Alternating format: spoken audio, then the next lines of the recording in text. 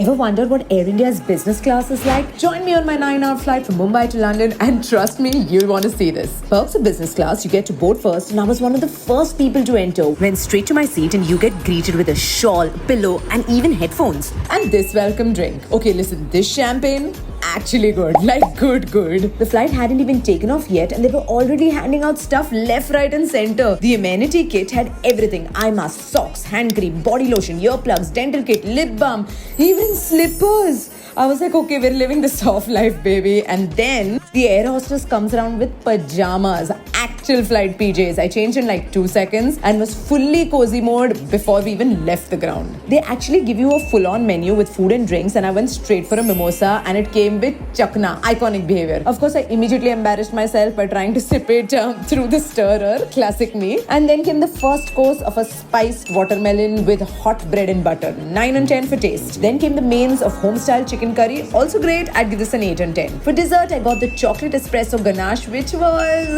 an average 4 on 10. And now for a long nap, and the real reason that you pay for business class, seats that turn into beds. Slept for about 4 hours and got woken up with some hot coffee and popcorn for snacks. With just 2 hours to go, we got more food. Honestly, I was full, but content ke liye kuch bhi. So got a bunch of fancy veg and non-veg snacks and one more rum-based cocktail.